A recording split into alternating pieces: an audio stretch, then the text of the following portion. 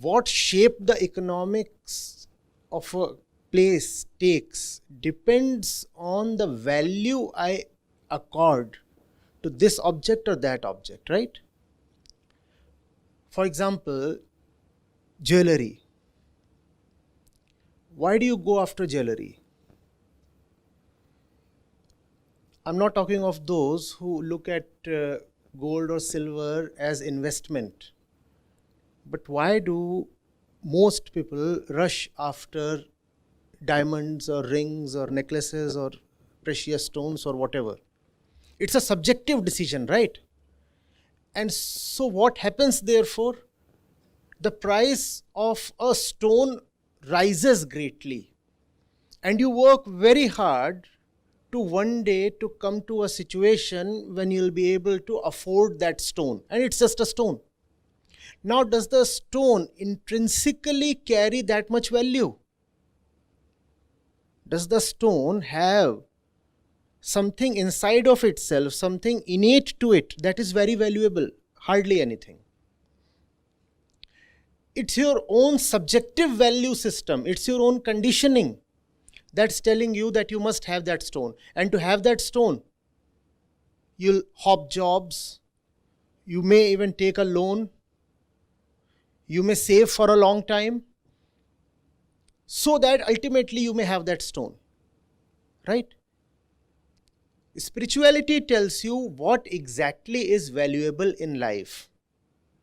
If you are a spiritual person, you are unlikely to attach great value to just a metal or a stone. And can you imagine how much hardship can this wisdom save you from? Otherwise, you can spend your entire life running after things that just do not matter. Good spirituality is therefore good economics. If you are not a spiritual person, then you will make all economically unwise decisions in your life, as people do. We do not know what to purchase. We do not know what really is valuable, even in the material domain. I'm not merely talking of courage or compassion or wisdom or relationships.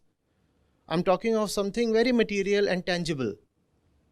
How do you decide, for example, which car to purchase? How do you decide whether you need to rent a house or buy it? Tell me, please. Isn't it a subjective decision? Isn't it a thing of your own wisdom? And if you're not wise enough, then you will end up buying a house where a rented thing might have sufficed. And you very well know what's the duration of the home loan EMI, 20 years. Now for 20 years, you are in bondage. It will look like a financial transaction. A certain amount is deducted from your bank account every month. But what has happened is actually a spiritually unwise decision. You didn't know whether that house is really of great utility to you. And why didn't you know that? Because you do not know who you are and therefore what you really need. When you do not know who you are and what you really need, then you just start asking for things that everybody in the society is going after. You will say, oh, everybody is buying a house, so I too need to buy a house. You didn't really need the house, but you bought the house. Even decisions concerning relationships have great financial impacts. Don't you know that? Now you do not know who you are and therefore what's the purpose of your life? And you get married. And you get married to a guy who says you will have to quit your job if you marry me. You'll have to relocate to another city and if you want, you may find a job there. Now don't you see that a spiritual decision is having definite financial repercussions? A spiritual or an unspiritual decision, because there was no spirituality probably involved in your decision to get into a relationship. Similarly, the decision to have a baby. Do you understand the kind of economics that are attached to adding that little member to your household? It's not merely a biological or emotional thing. It's a big, huge financial project to give birth. But we do not know. And when we do not know what to do with life, then we keep on taking stupid decisions that ruin us, even in the financial and economic sense. See, why do people go bankrupt? It's not necessarily because they didn't earn. Mostly it is because they didn't know where to spend. They also never had their priorities clear in life. And to have your priorities clear in life is a spiritual thing. If you are not spiritual, how will you know what to do in life?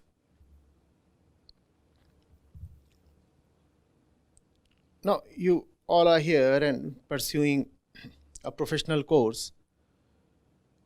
And it's possible, it does happen. I hope it doesn't happen here. That a girl like you gets a decent job in a far off city. And the parents, because they come from a conservative mindset and they don't have their minds clear, they just don't allow her to go that far away to work. Now, don't you see that conservatism has had financial costs? The girl could have gone somewhere, earned for herself, and probably also brought some prosperity to the house.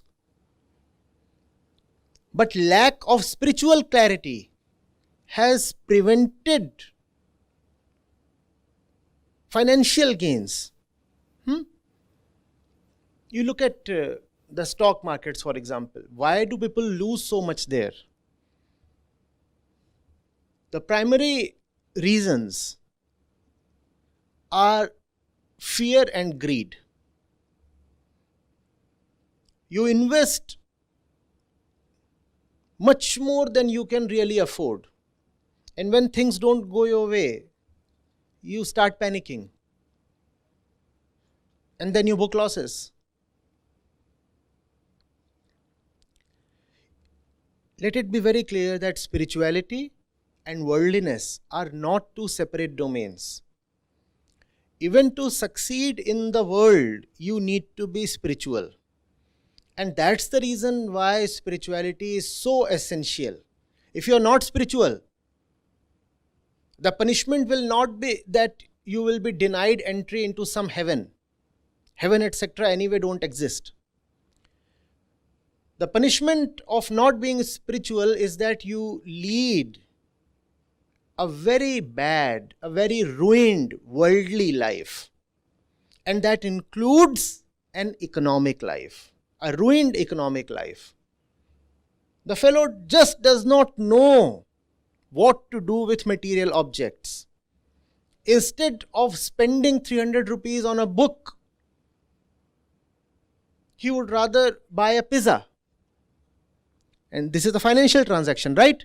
You can spend 300 rupees on a book, or you could buy a pizza. But you do not know what to give a higher priority to.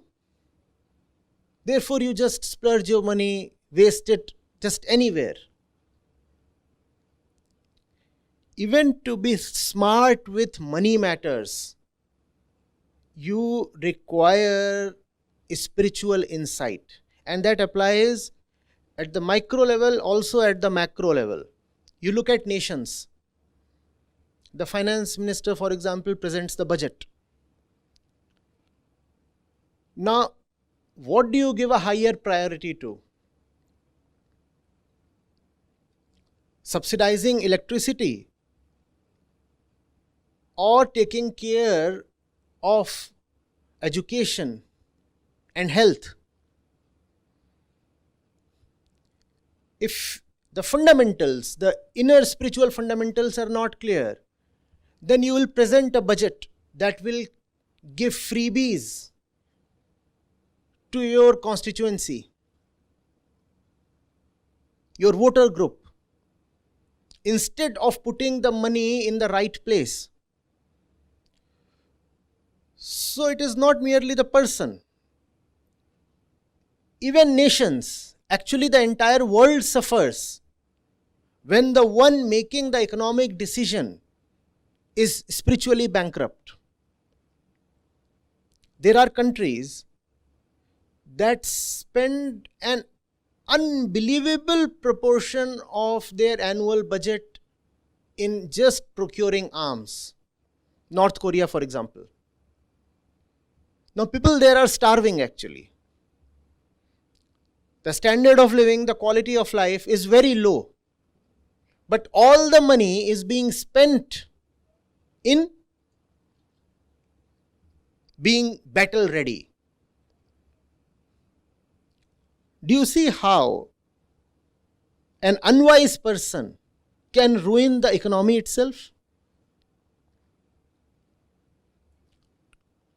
Are you seeing this? The mistake that we make is we think that to learn spirituality we have to go to one person. And the world and its matters are an altogether different thing. So to succeed in the worldly domain, we have to listen to other people. That's just not right. Spirituality is there to tell you exactly what to do in this world, which object to give value to, which object to discard and give no value to. There are objects that you should not bring home even if they are available for free. And there are objects that you should bring home irrespective of how costly they are.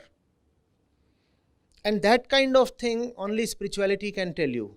What is it that you must always value and what is it that you must never spend your money on?